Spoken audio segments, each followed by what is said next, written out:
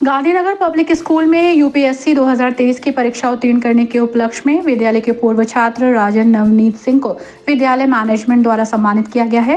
राजन नवनीत सिंह ने यूपीएससी में 937 रैंक लाकर विद्यालय और शहर का नाम रोशन किया है। अपने अभिभावक और अध्यापकों को गौरवान्वित किया है। राजन नवनीत ने विद्यालय के विद्यार्थियों को उत्साहित करते हुए कहा कि आप सभी के जीवन में दो चीजें बहुत महत्व रखती हैं, एक तो किस्मत और दूसरी मेहनत। किस्मत तो आपके हाथ में नहीं, लेकिन सफलता मेहनत पर आप पर निर्भर करती है। आप अपने लक्ष्य को पाने के लिए कितनी मेहनत करते हैं। आप सिर्फ लक्ष्य को सामने रखकर मेहनत करते जाइए और परिणाम ईश्वर पर छोड़ दें। निश्चित ही एक ना एक दिन आप अपने लक्ष्य को प्राप्त कर लेंगे। एक सफल व्यक्ति होने के साथ साथ एक अच्छा इंसान बनना भी जरूरी है। जीवन में ऐसे बहुत से पड़ाव आते हैं जो कि बहुत ही लुभावने और गलत होते हैं। उससे आपको खुद को बचाना होगा। सफलता का मतलब आईएएस या आईआईटी एग्जाम्स क्लियर करना ही नहीं, बल्कि आप जिस पद पर कार्यरत हैं उसे ईमानदारी और मेहनत से करना होता है। विद्यालय के संयुक्त अध्यक्ष विजय गुप्ता ने राजन नवनीत सिंह की सराहना करते हुए स्कूल के विद्यार्थियों को राजन नवनीत सिंह की तरह बनने के लिए प्रेरित किया। उन्होंने विद्यार्थियों से कहा कि जीवन में कोई भी कार्य इम्पॉसिबल नहीं है, क्योंकि इम्पॉसिबल का मतलब होता है आई एम पॉसिबल। विद्यालय के सचिव अशोक सिंघल ने राजन नवनीत सिंह को बधाई दी, आशीर्वाद दिया और विद्यार्थियों को प्रेरित करते हुए कहा कि समय बहुत कीमती होता है। सभी को समय की महत्ता को समझना होगा। आपका ये समय पढ़ाई लिखाई करने का, तो आप पूर्ण रूप से उसमें जुट जाए और समय का सदुपयोग करें। विद्यालय के प्रधानाचार्य शशि शर्मा ने राजन नवनीत को बहुत सारी बधाई दी और कहा कि आज राजन विद्यालय के साथ साथ हम सभी को सम्मानित किया।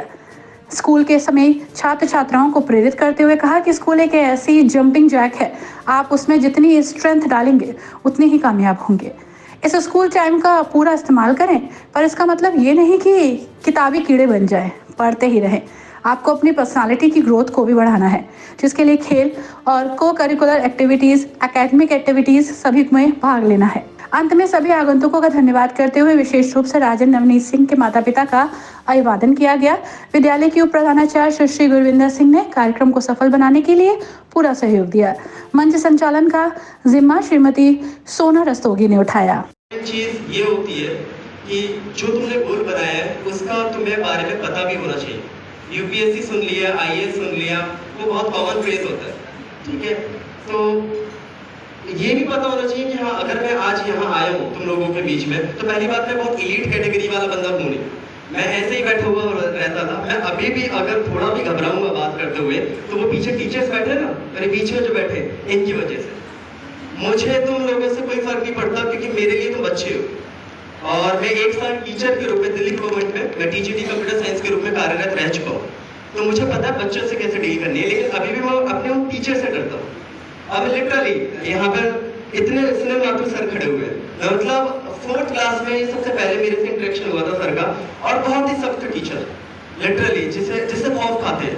लेकिन 9th क्लास में सर हमारे क्लास टीचर बने थे और सबसे लवेबल टीचर के रूप में मेरे सामने आए। सर ने एक और सर के दोस्त सर से मिलने आए थे, और वो शायद इंस्पेक्टर थे, ऐसा ही थे। और सर ने उनसे मिलने के बाद क्लास में आए और सर ने बहुत सीरियस नोट पे हमें ये कहा कि बच्चे मैं नहीं पढ़ा और मेरा वो दोस्त पढ़ा। कुछ वक्त में मैंने कुछ ऐसी गलतियां करी या पढ़ने में मन नहीं लगाया, और वो आज सब इंस्पेक्टर की पोस्ट पे अच्छा कमा रहा है। सर ने जिस मन के साथ वो बात हमसे शेयर करी थी, बस ये बताने के लिए कि हम समझें उस चीज को। ये मैं बात कर रहा हूँ 2009 की।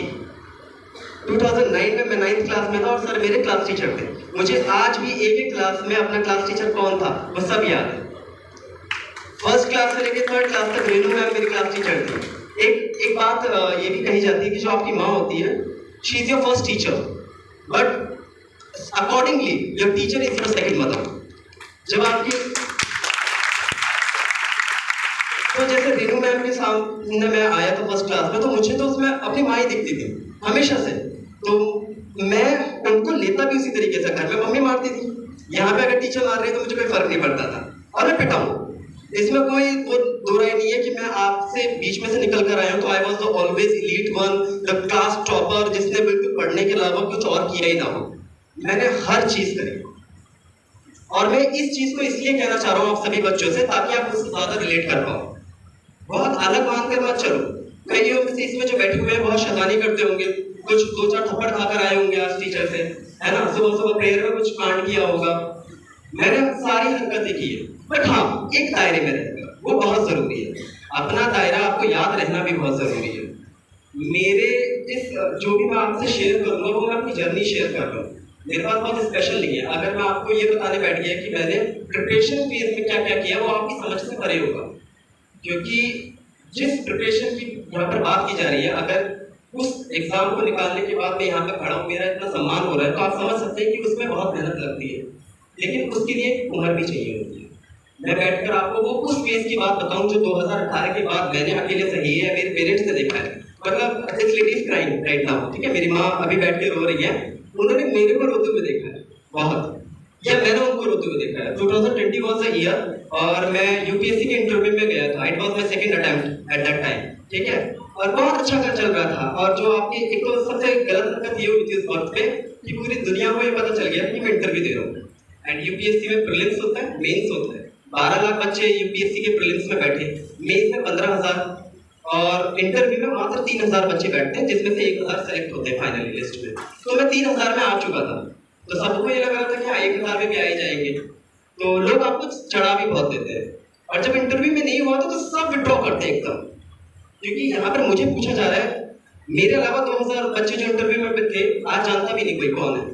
समझ रहे हैं आप? तो वो फेज में इतनी सारी डीप बातें मैं उन पे जाना ही नहीं चाह रहा। लेकिन हाँ, मैं स्कूल लाइफ जरूर आपसे शेयर करूंगा।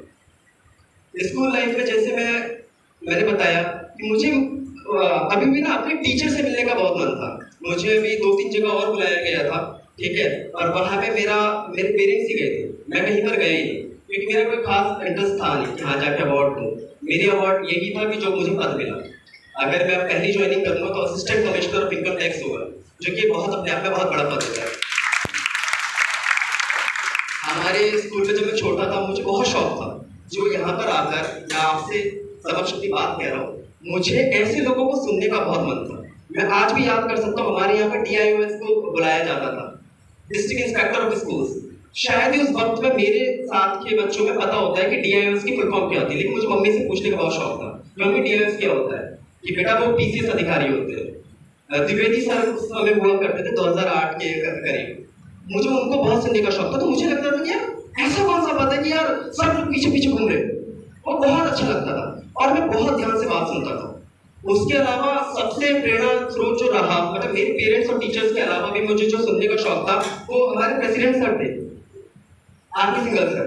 अब तो वो आज है नहीं, मैं शर्मिंद कर रहा था। अब एज फैक्टर भी बहुत बड़ा है, मेरे वक्त पे भी वो 80 साल के थे, है ना, तो भगवान करे वो और जिए।